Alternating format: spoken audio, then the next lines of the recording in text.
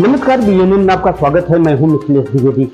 नेता प्रतिपक्ष, विधान परिषद सदस्य और शिक्षक नेता के रूप में शिक्षकों की समस्याओं को लेकर लगातार संघर्ष करने वाले लाल बिहारी यादव पहुंचे हैं कालीन नगरी भदोही में।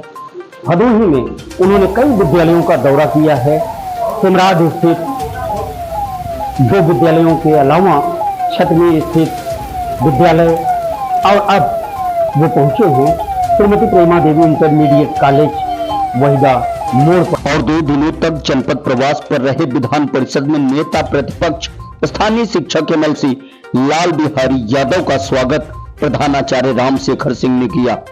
इस दौरान शिक्षक नेता ने शिक्षकों से संबंधित संघर्षों की शिक्षकों के बीच चर्चा की, शिक्षा नीति को लेकर चर्चा की, सरकार के समक्ष उठाए गए शिक्षक मामलों की चर्चा की। साथ ही साथ उन्होंने सबसे बड़े मामले मानदेय को उठाया। क्या कुछ कहा है नेता प्रतिपक्ष लाल बिहारी यादव ने, सुनिए।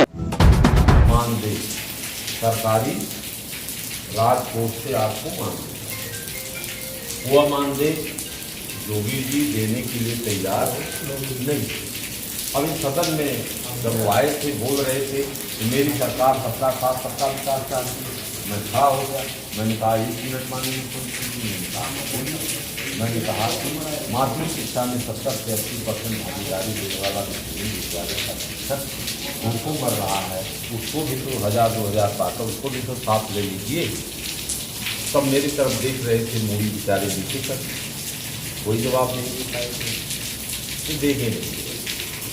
फिर भी हम संघर्ष, देना या न देना सरकार का काम है, संघर्ष करना हमारा काम है। नेता प्रतिपक्ष विधान परिषद सदस्य लाल बिहारी यादव आज कालीन नगरी भदोही पहुंचे हैं।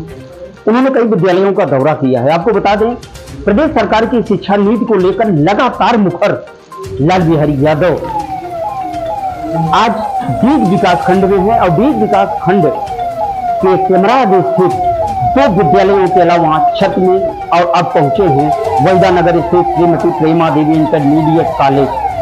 यहां उनका स्वागत किया है प्रबंधक प्रधानाचार्य रामशेखर सिंह ने। और आपको बता दें, प्रदेश सरकार की शिक्षा नीति को लेकर लगातार विपक्ष प्रहार कर रहा है। प्रदेश की योगी सरकार पे सवाल खड़े किए जा रहे हैं। हाल के दिनों में कुछ प्राथमिक परिषदीय विद्यालयों को बंद करने के सरकार के निर्णय को लेकर समाजवादी पार्टी पूरी तरह से अग्रेसिव है, आक्रामक है। ऐसे में लगातार हमला हो रहा है प्रदेश सरकार की शिक्षा नीति के खिलाफ। और इसी नीति पर हम बात करेंगे नेता प्रतिपक्ष विधान परिषद सदस्य लाल बिहारी यादव से। नेता प्रतिपक्ष के रूप में लगातार आपका दौरा होता रहता है। भदोही में आज विजिट रहा, डेग ब्लॉक में है, क्या कहेंगे? देखिए, मैं 2 दिन से जनपद भदोही में हूँ और विद्यालयों में हर शिक्षकों से मिल रहा हूँ। शिक्षकों की समस्याएं दिन प्रतिदिन बढ़ती जा रही है। सरकार की नीतियों से शिक्षक बहुत नाराज है। एडेड विद्यालयों में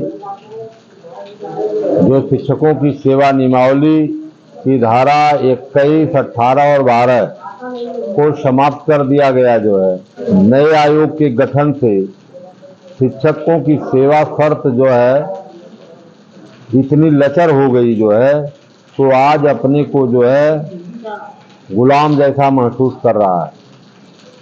शिक्षक पुरानी पेंशन की बहाली के लिए जो है परेशान है। हमारी सरकार एनपीएस जो न्यू पेंशन स्कीम है उसकी बड़ी पक्षधर है। मैंने सदन में भी कहा, आज भी कह रहा हूं कि अगर न्यू पेंशन स्कीम बहुत अच्छी है तो सरकार जो है विधायिका और न्यायपालिका इस पर क्यों नहीं लागू कर देती। न्यायपालिका में जो मुंसफ जज हैं उन पर भी जो है पुरानी पेंशन लागू है। विधायिका में जो हम लोग विधायक और एमपी हैं उस पर भी पुरानी पेंशन लागू है। केवल कार्यपालिका में कर्मचारियों, अधिकारियों और शिक्षकों पर जो है एनपीएस लागू है। इसलिए शिक्षक बहुत परेशान है पुरानी पेंशन के सवाल को लेकर के जो है। और इस समय एक तात्कालिक समस्या है कि जो ऑफलाइन ट्रांसफ़र की पत्रावलियाँ माननीय मुख्यमंत्री के यहाँ, शिक्षा मंत्री के यहाँ पड़ी हुई हैं, जिसमें शिक्षकों ने बड़ी मेहनत किया है और बहुत उसमें खर्च भी उनका हुआ है, उनको पत्रावलियों को तैयार करने में वो अनुमोदन के बगैर जो है उनका ट्रांसफ़र नहीं हो रहा है ऑफलाइन का, उससे शिक्षक एडिट का बहुत परेशान है।